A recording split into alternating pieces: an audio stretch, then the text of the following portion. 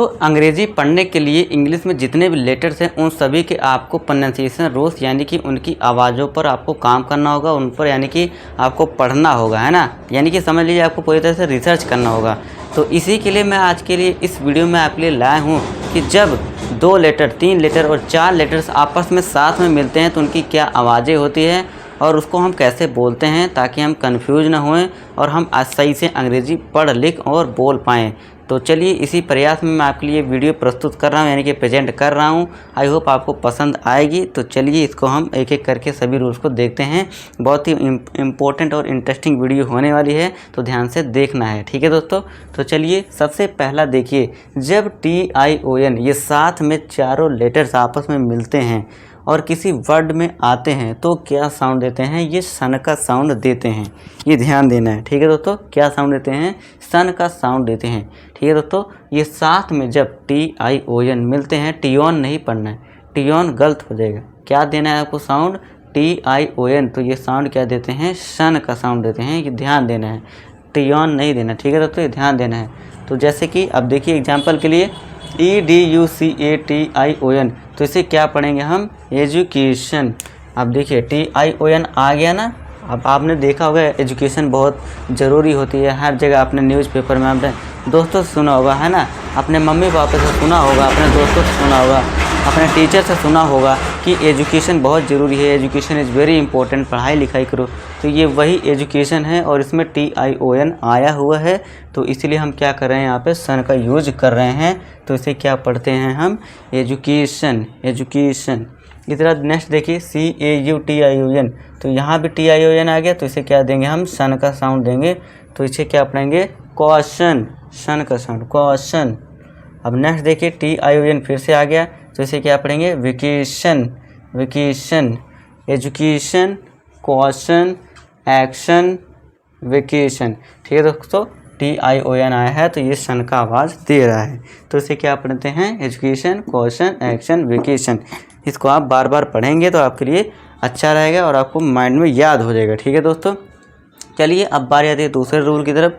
अब देखिए क्या है नेक्स्ट रूल, क्या है इम्पोर्टेंट और मज़ेदार।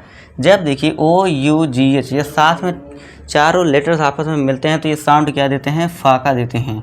हालांकि देखिए इसमें है ना, लग नहीं रहा कि PH और फ, हालांकि फा के लिए क्या होता है साउंड? PH और या फिर FF होता है, लेकिन देखिए साउंड क्या निकल रहा है? फा का। तो इसीलिए इसमें कन्फ्यूजन होती है। अब कुछ लोग इसे क्या पढ़ेंगे, अगर मैं फा ना बताता तो ये कुछ लोग इसे क्या पढ़ते, क्या बोलते? आउग पढ़ते या ओ पढ़ते या घा पढ़ते, है ना। तो इसीलिए रूल पता होने चाहिए इंग्लिश पढ़ने लिखने के लिए, ठीक है दोस्तों। तो इसे हम क्या देंगे? साउंड फा का।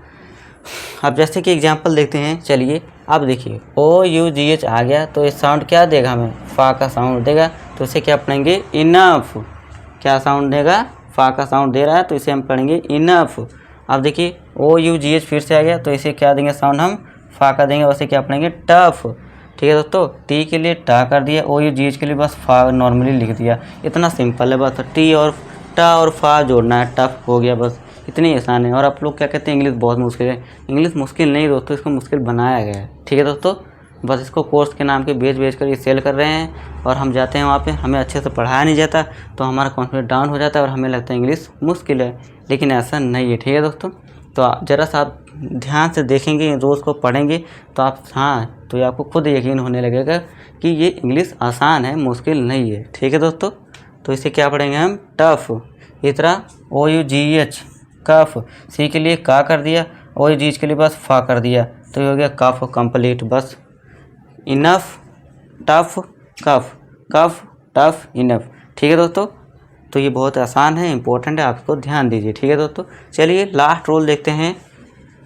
सॉरी दोस्तों, लास्ट नहीं, हमारा थर्ड रूल देखिए। EEN जब ये मिलता है तो क्या साउंड देता है? इन का। कैसे? एग्जाम्पल देखते हैं। SEEN, एस के लिए हमने क्या सीखा है? सा का साउंड। अब बस EEN आ गया तो बड़ी की मात्रा, एन के लिए ना का साउंड, ये हो गया सीन। बस इतना सा काम था, हो गया सीन। इस तरह बीन, BEEN।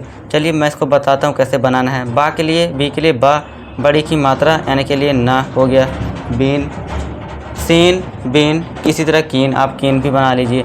के लिए का, बड़े की मात्रा, एन के लिए ना, तो हो गया कीन, सीन, बीन, कीन, ठीक है दोस्तों। इतना आसान है। कोई इसमें मुश्किल काम है नहीं। ठीक है दोस्तों, सीन बीन कीन, कीन बीन सीन। तो आई होप दोस्तों आपको ये क्लियर हो गया होगा। अब इसको नोट कर लीजिए, फिर हम आगे बढ़ेंगे। और चलिए दोस्तों, फोर्थ रूल देखिए। जब देखिए ई और डी मिलते हैं तो क्या करते हैं, एड का साउंड देते हैं, यानी कि मेनली डा का।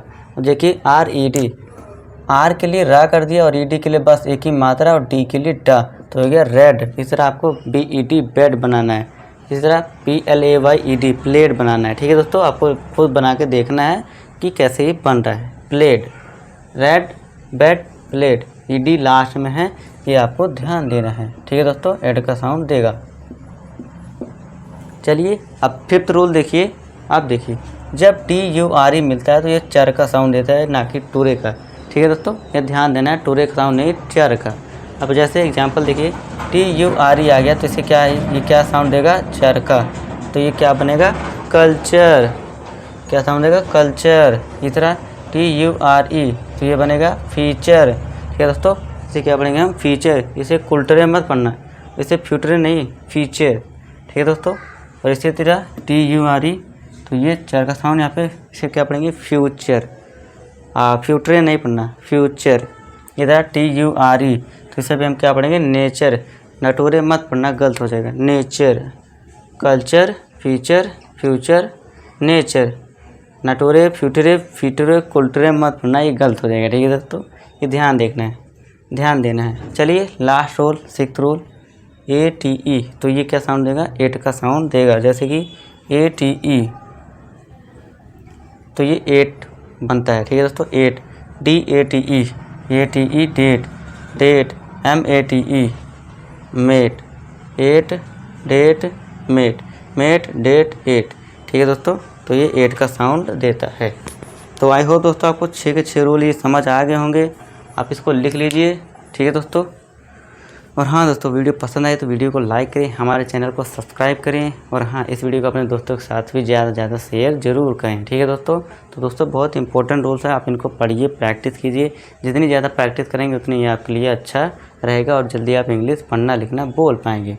फिलहाल के लिए इस वीडियो में इतना ही। मिलूँगा आपसे नेक्स्ट वीडियो में नए टॉपिक के साथ। तब तक के लिए थैंक यू, नमस्कार।